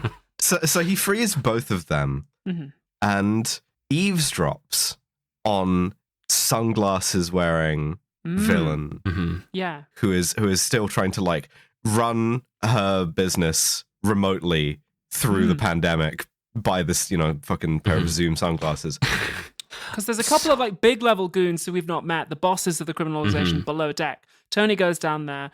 He shoots them all. 2 of them are unarmed, a bit more unprovoked violence. They're making a big stink about it. They're doing their "We've won, boys" victory speech. I don't know who any of these cunts are, but they're going "We've got a nuclear powerhouse, small island. We're able to compete with all the world to the new Caesar," as they point to the corner. It's this shit again, Mr. Alexander. To the new Alexander the Great. Tony bursts in, kills him in cold blood. Kills one fucking cold blood. Tony Maria Magdalena brackets for a creature of the night close brackets pulls back the curtain. Getting worse and worse every time. It's fucking Tony metadata looks round the thing and surprise, surprise, it's Elizabeth. Yeah. An actual was her. plot twist! I was so thrilled. It's fucking Elizabeth. We've had a female Bond villain 60 years and counting before James Bond has done it. I will be honest, right? Both Elizabeth and Kenny look quite alike and have the same 1960s haircut. And I have somewhat face blindness on this. I thought this was Kenny for a second, and I was like, that's a way better twist. Oh, absolutely. Yeah. Yeah, you popped up harder. But allow me to help you out here, because do you know who this woman is? We've seen her once before, abandoned on a boat by OSS 117 before it exploded. This is Consuela. This is the same actor playing Consuela. Wait, do you mean Blanche? Blanche, yeah, sorry. I went by the IMDb name, sorry. I have another sort of note here, which is towards a typology of Eurospy movies, right? Which is that if they all begin with a 009 scene of like agent getting killed, they all seem to end with a boat explosion scene. Yeah. Like, it's genuinely striking the number of times where they've run out of ideas and blown up a boat. Very easy to sink boats in the Mediterranean. I think that's just like, you get a tax credit legal. actually for it. Yeah, it's encouraged. Yeah, no consequences. The amount of Eurospy movies happening in your average, like, bay in the Mediterranean during this period was 7 or 8. Well, it saves on cleanup, right? You don't have to go down You're just there. like seeing yachts light up. It really does, because they love to blow up the set at the end, but they can't afford Ken Adams, so the set has to be a boat, because they can afford to blow it up. And they have to have Perret Pradilla in there playing the bad guy. Yeah, the thing about fucking Tony Mandibles is his plan is be like ruthlessly misogynistic to every woman you meet, and eventually one of them will deserve it. And this is something that the movie takes as like, yep, that's correct. Well, so for the second time in the movie, Tony gets offered a very good deal because she's like, join me, have $1 million, come inside my pussy, and then let's just go from there. Yeah. And then question mark. Yeah. Step 3, profit. Yeah. First offer, $100,000, and your girlfriend Zero back. Pussy. Now $1 million. Second deal, pussy. million dollars. Have your girlfriend back, busting this Argentinian Nazi pussy. But Tony Millions doesn't take it. No Nazi left pussy. No, because he does the thing once again of seeing the assassin creep up reflected in the woman who is betraying him's sunglasses of evil. This is just some guy. There's some like bearded motherfucker. Yeah, this is Yukon Cornelius looking ass motherfucker Who looks like he got here from The Life Aquatic with Steve Zissou. Yeah, exactly like that. That's way funny.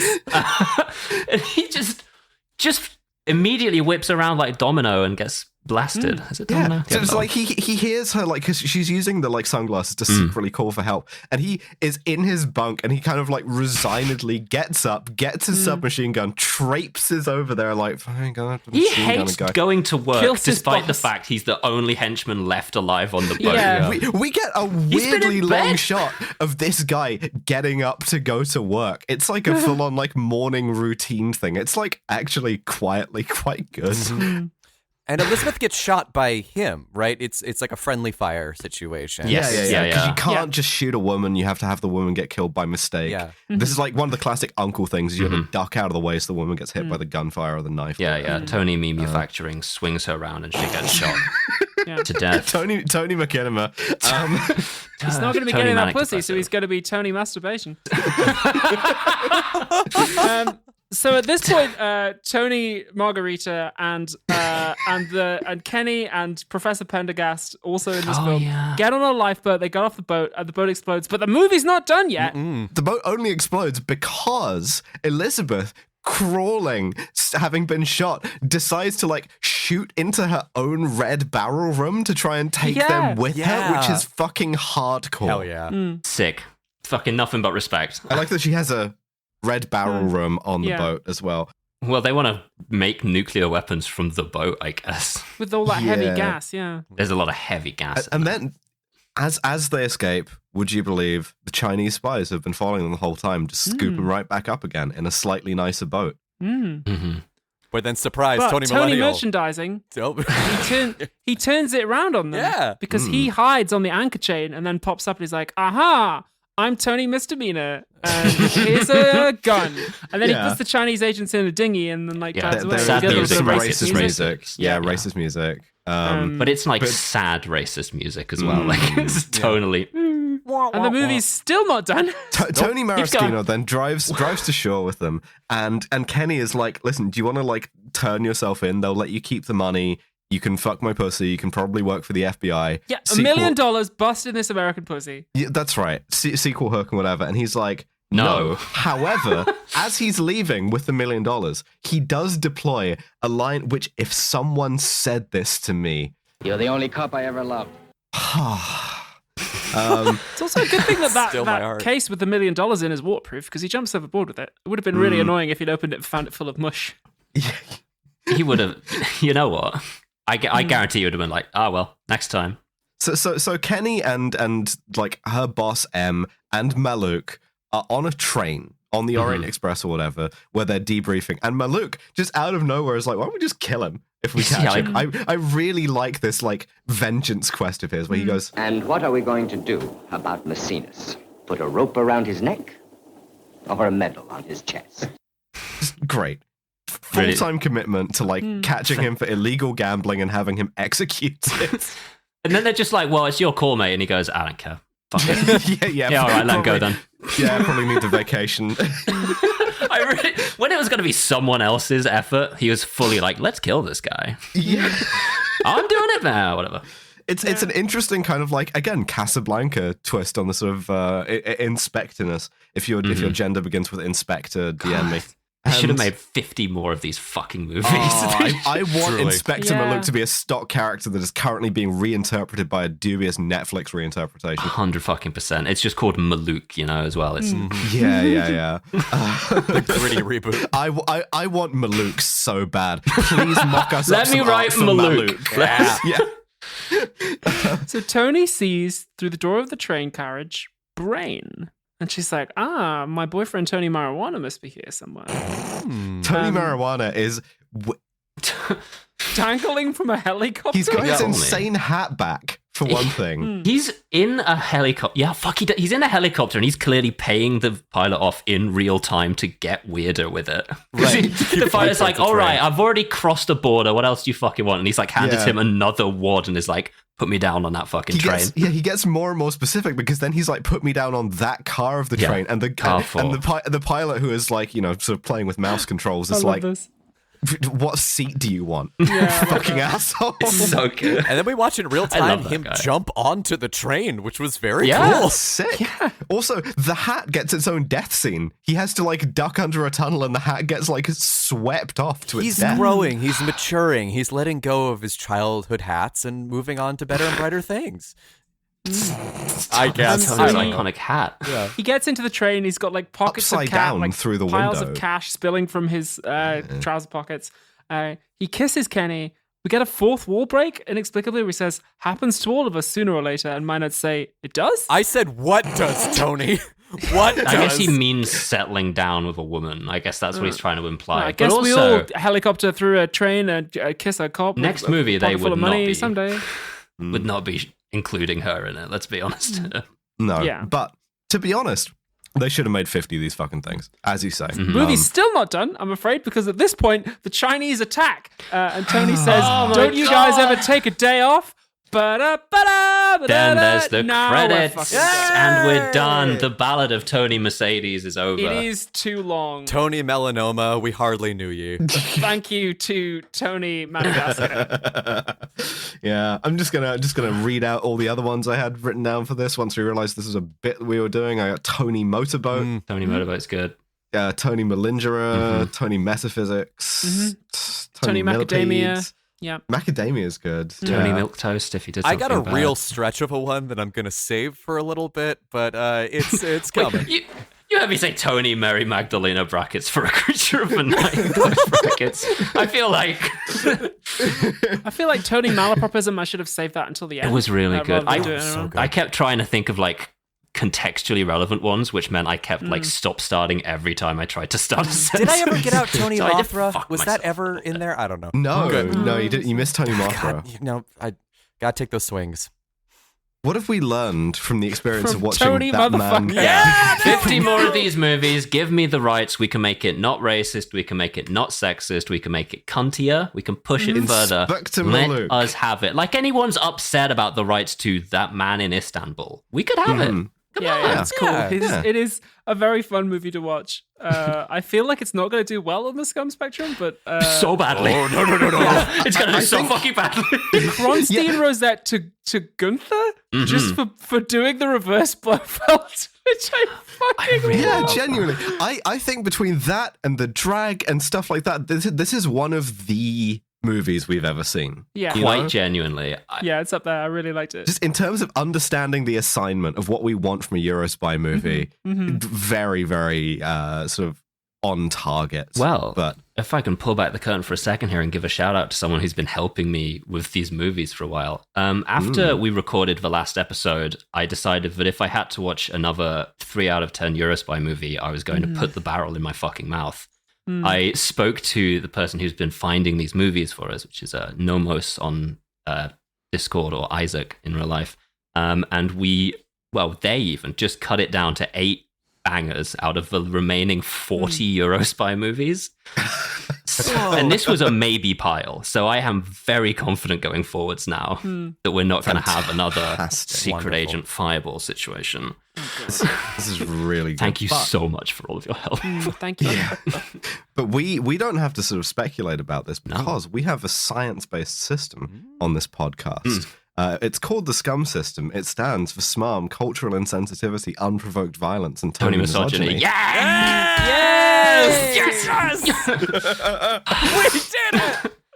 We did it, boy. Giving ourselves a SMARM score on this one. It's bad. Oh, God.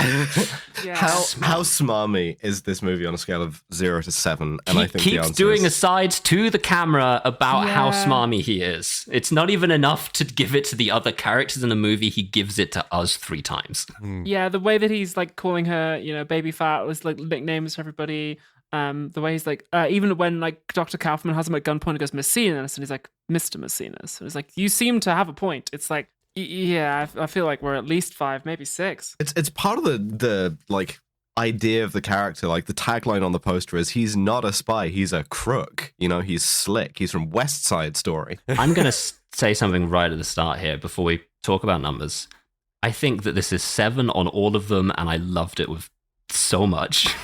I think it's a great movie, but it is 100% like maxing out SMARM, unprovoked violence. He kills a bunch of people who have nothing. Misogyny, no way. Cultural insensitivity, no fucking way. Right. You know what? I'm Sevens. not even gonna argue with you. I don't think we even need to discuss this any further. I think this is will- a If you have science-based anything system. extra, you please do carry on. Yeah, of course. science based. I don't want to give it like 7 necessarily across the board, but I reckon like a 6 I do. for I want SMARM. to rubber stamp it. It's like triple 7, quadruple 7. I'm dedicated to this, so Okay. I reckon No, I SMARM respect that. at least a 6. I'll take 6. I'm happy with that. Okay. I don't know how I- much he could have cultural- gotten much smarmier, to be No, I honest. would push this up Sensitivity. to 7. I think it's maximally smart. All right. Like, I guess it's the soft cap, not the hard cap, right? yeah. It's not 10, you know? Cultural insensitivity, there is yellow face. There is. Deploys a racial slur, which we didn't mention. It was very disheartening to learn that kung fu fighting has that slur in it. A very late in life. Yeah. Yeah, they were funky from funky Chinatown. Yeah, that's in there, and that was very difficult to learn. Doing the Idris Elba sort of Hot Ones reaction, just when you start coughing. What? Be like, do you want to fight? Making a documentary about gold. Yeah. So cultural insensitivity, we have seen worse. We have It seen is- worse. It's not integral to the plot. Like Live and Let Die was. Yeah, No. like Live and Let 6? Die. I think that makes it a 6. Yeah. Yeah, no, I'm happy with that. Unprovoked violence, he does kill some unarmed people. He doesn't kill the boat crew. He does. He does kill one of them. Oh, he Unarmed. just set an example for the others. Yeah. I And he guess. does a bed and the rest at sea, I suppose. He does Uncle Yeah. Chop that one guy who wasn't doing anything other than be helpful. Yeah. 5? I can't push it hard on 5, yeah. Yeah, hard 5. I Five can't. works. Misogyny's got to be a 7. My Tony God, misogyny. It's, Yeah. it's disgusting, actually. It's pretty 22-inch waist. The scale has shattered. The glass on the front has shattered Yeah. on misogyny. Yeah. That gives us a total score of 25, which is pretty fucking bad. It's one of the It is. worst we've ever had. It's the same pretty bad. as First Blood Part 2. Wow. It's the same as Austin Powers. Oh too. my I had God. so much more fun watching this. It's like a Connery level, but it's like more fun than any of the Connerys. And that's why the Scum system is objective solve for film criticism, because it doesn't reflect how much we enjoyed the movie. These are objective measures. Yes. See, fuck. It is worse than any of the Connery films. Whoa. Do I think that? Whoa. The only James Bond film which was worse was Live and Let Die. Do I think that? Yeah, I kind of do even. I guess I'm forced to by my own logic. Yeah, I by agree. Science, yeah. That's By the science, baby. science-based system. Yeah. Jesus wow, Christ. that is a very highly I also scoring. What a shame. want to give a Kaufman to Klaus Kinski's character because it was fun. Yeah. I think genuinely, I'm sort of on. I think we got to give a Kronstein to That goon. Paul playing goon. Yeah, Yes. 100%. You're so right. Yeah, Kronstein's all around, and All right, double Gunther, award. just because. Yeah. Yeah. No good night crosses. No Brian Cox awards. By the way, if you do we still have those in stock? We do. If you want to buy some pins that we have had made If you of would like those very the Kronstein awards, Rosette. yeah, if you would like the Kronstein Rosette, go to killjamesbond.com/store. You can buy them. You can buy them. Do we have any closing thoughts about the experience of seeing that man in Istanbul? It is about 15 minutes too long. Yeah, it's true. I don't know why he didn't clock all of the equipment had one location written on it in the back of that car. Really could have saved us about 20 minutes. Yeah, I think that's But where that- the extra 15 minutes came from. Like, if you just cut that, it'd be Genuinely, a yeah. pretty slick movie. Also, we summarized it, but like the whole sequence of following Hansy to the mosque it just takes fucking ages. Yeah, it Yeah. feels like that the tutorial mission in Hitman, in that you are just kind of wandering around a ship and no one really knows what's happening. You might have noticed we made some hay, but they activated a chimp in one scene and then never mentioned him again. That's because he just doesn't do anything. Yeah, No. it completely disappears. You know, He just goes. It's so interesting coming in at what I believe is near the end of your long national nightmare of watching Eurospy movies. But I had a really great time with this in a way I wasn't expecting. Do I think? You got a good one. This one fucking rips. Yeah, I do. I think that Tony Mercedes Lapidus like really like stands up there with any other spy protagonist. Yeah, kind of, because I mean I feel like they're all as thin as he is, and at least he tries for a catchphrase. He does get chow in He's there. got the sour balls. He's got the sour balls thing. He's got a goon. He's still got brain at the end of this. He's lost Bogo. Although but, like, he actually has lost his sour balls too, because I think he gets into the cabin and says, "Oh no, my sour balls!" Like they fell out of his pocket. He does. That is you're true. He's finally moved on from these childish things and become What a the character, huh? superstar, the super spy he was always meant to. Yes. This movie has depth. Yeah, he's got a great backstory. He's got a tragic backstory. He got sent to Istanbul for no reason. But genuinely, what a wonderful time watching this truly scummy movie. And thank you so much for coming on, AJ. If thank people you. want more AJ, where can they find you? I co-host a podcast called The Worst of All Possible Worlds. We do weekly case studies in the pop culture of a dying empire. We had Alice on very recently, and I still haven't forgiven her for making us play Far Cry 5. Yep, you shouldn't have. Yep. Yeah, and I think maybe Devin is coming on at some That's right. at some point soon. I'm booked in to be recording at the end of next month. Yeah, Very excited. well, we're super stoked to have them on. Hell yes. And Abby, if you ever want to come on and talk Shakespeare or Love to. anything, we would absolutely Hell yeah. love to have you on. Be Because we greatly loved your play. I am a Nebula subscriber, so I got to Oh, watch yay. it. Thank you so much. And I'll also, just as a side note, I'm a huge fan of this podcast, and it's so cool to sort of be on the other side of it. I think y'all are doing like some really incredible analysis of these movies, and I don't know. It truly feels like being a part of like the coolest movie club imaginable. So thank you for having me on the other side. Thank you It's so that so means much. the absolute world. In retrospect, we should have let you talk We're the modern day on Siskel the and Ebert. episode. I don't know why we. Now that I'm thinking about it, but We're never gonna do that. We get guests on and then we talk over them. This is it's just Thunderdome irremediable. rules on this part. Sorry. No, Yeah. it's great. No, genuinely, half the time I was trying to keep up, and it felt genuinely. Yeah, it was like it was just such a wonderful experience recording this with y'all. So thank you for having me. Thank you. It was a thanks for coming treat on. to have you. Absolutely check out The Worstful Possible Worlds. Yeah. They have a Patreon. We have a Patreon. You can subscribe to both. You can give us both your money. Ooh. We will be back with a bonus episode, which is going to be, I think, Abigail. I think it's me. We're going to watch Wanted. Fucking Wanted, baby. Watch I'm Wanted. so excited. Curving Yeah. the fucking Oh, that's ball. Time good. to get Great. some fascist movies. Well, thanks so much for coming. We'll see you next time. Goodbye, everyone. Ciao. Bye. Diplomatic channels.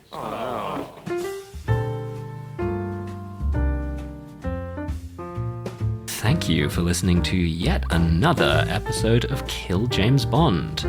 In 2 weeks' time on the free feed, it's Our Tiger Agent, also 1965. I cannot stress enough how much all of these movies came out in 64 or 65 thus far.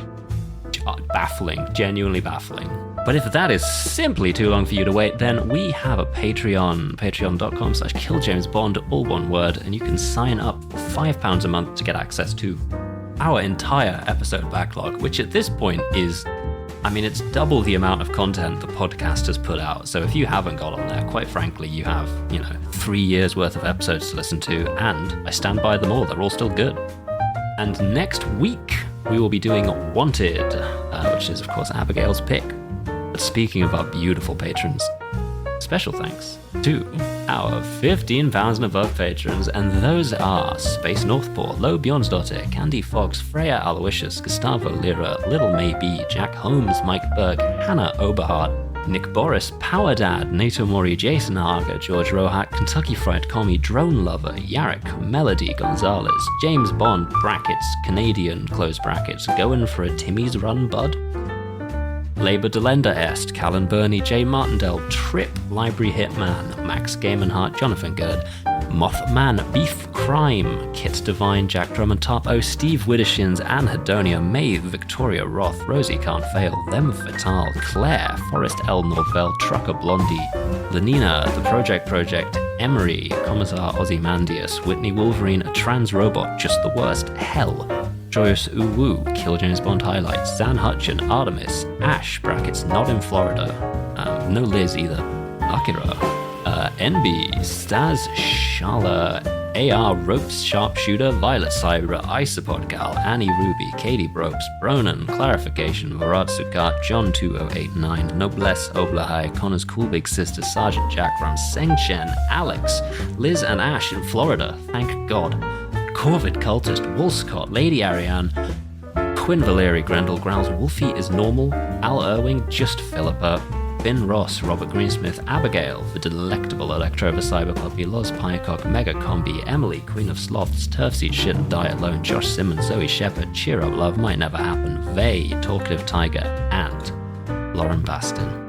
Kill James Bond is Alice, Abigail, and Devon. Our producer is the wonderful Nate Bethay.